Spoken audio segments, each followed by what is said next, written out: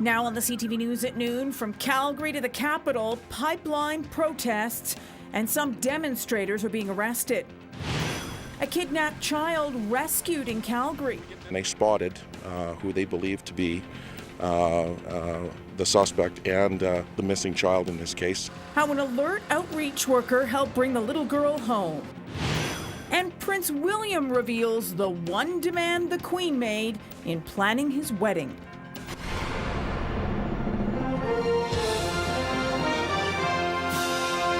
CTV News with Jocelyn Laidlaw and Ian White. Good afternoon. From Ottawa to Calgary, protesters are demonstrating against the Keystone XL pipeline project. In Ottawa, police are quietly arresting some pipeline protesters. Hundreds of people gathered at police barricades in front of the Peace Tower. Some are using a small stool to step across the waist-high fence. And they're being arrested. One of the first to be cuffed with plastic ties, Dave Coles, president of the Communications, Energy and Paper Workers Union.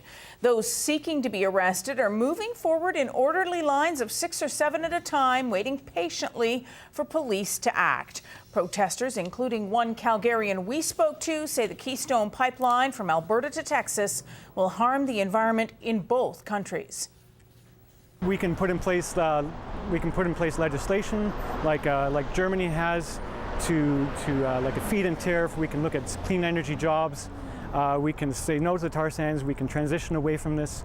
We can create jobs, and we can create a sustainable future. Here in Calgary, protesters are expected to gather over the noon hour outside the Trans-Canada Pipeline Corporation offices, and that's where our Bridget Brown is this afternoon. So, Bridget, what can we expect from this protest here in Calgary?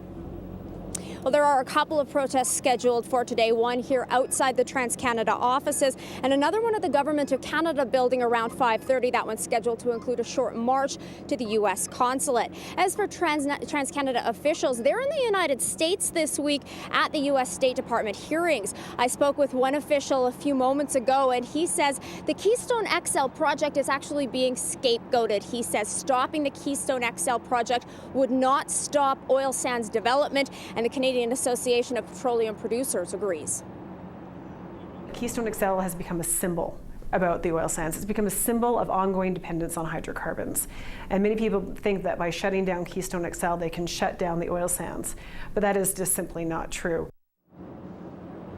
Now, there are people in Calgary who are opposed to the Keystone XL project. We'll be speaking with some of them over the course of the day. And of course, we'll be live at the protest scheduled at the Government of Canada building at 5:30. We'll have details from that coming up on our 5 o'clock and 6 o'clock shows. Jocelyn? All right, thanks, Bridget. And coming up later in our newscast, we'll talk to economist Frank Atkins about the economic impact of the Keystone Pipeline. Police have their hands full investigating 2 shootings in Calgary. The first happened just after 9 o'clock along Spruce Place in the southwest last night. A 27-year-old man was found with a serious gunshot wound. He was rushed to hospital and remains in serious but stable condition. So far, investigators don't have a motive, but they are looking for a dark SUV. Right now, we have nobody in custody. The best description we have of the offending vehicle is a black SUV. We're not sure of make or model, and it allegedly may have had BC plates on it. So if any citizens have any information, we'd certainly appreciate it. It's early in the investigation, and we have detectives from 2 districts that are going to be the lead on this investigation right now. About an hour later, someone fired a gun into a home along Castle Ridge Road, northeast. Investigators found several rounds of gunfire in front of the house, but amazingly, no one inside was hurt. Police don't have a motive in this case either. Anyone with information is asked to call police or Crime Stoppers. Well, a windstorm swept through the city late yesterday afternoon. The strong winds took out trees and damaged some property. In some parts of the city, the wind gusted to more than 60 kilometers an hour. A large tree in Haysboro was knocked down. It landed on a fence and a shed. So far, no word on how much damage that brief storm caused.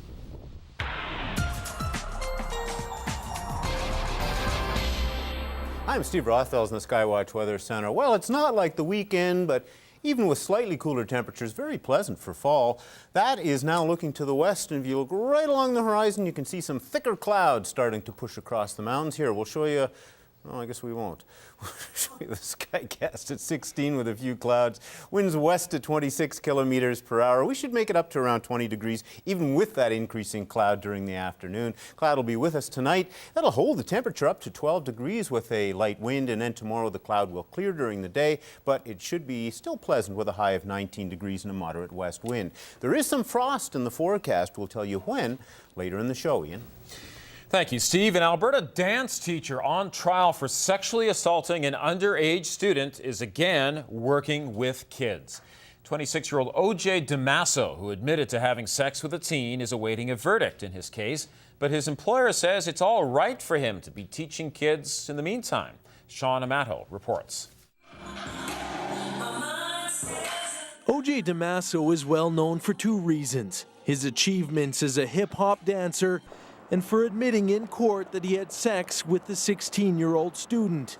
He was 27 at the time.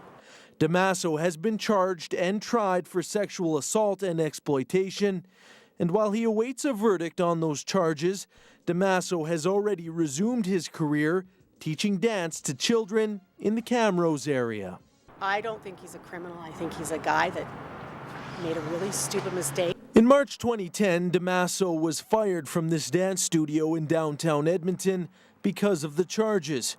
But in the fall of last year, Carmen Peacock decided to give the talented and popular dancer another shot under what she calls strict conditions.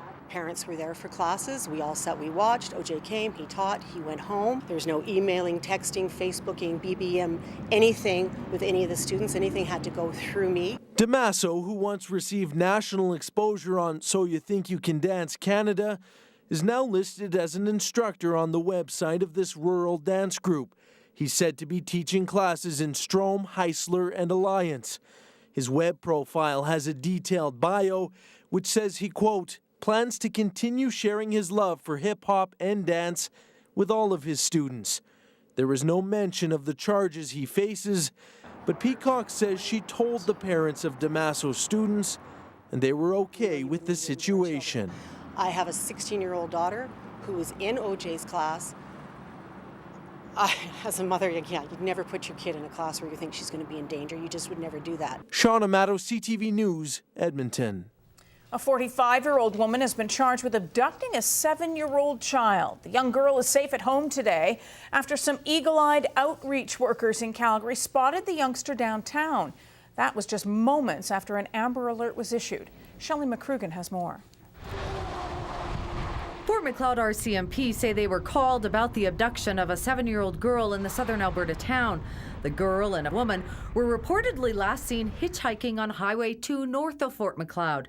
The Amber Alert was issued at about 7:24 Saturday night, and just minutes later, the pair was spotted by outreach workers with the Calgary Social Agency at the Mustard Seed. They just happened to be at the Mustard Seed location in downtown Calgary yesterday, and they spotted who they believed to be the suspect and the missing child in this case. They immediately contacted Calgary police.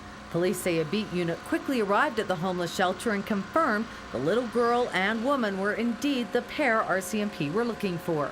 In this case, our the district outreach and addictions program personnel actually heard the Amber Alert broadcast on the radio media. So it just goes to prove how effective the Amber Alert program is for law enforcement in the province of Alberta. RCMP say the little girl is okay. Very happy to have the family, having to be returned home. And the investigation is still ongoing in terms of charges that are pending right now. RCMP continued to investigate. Shelley McCrugan, CTV News, Calgary.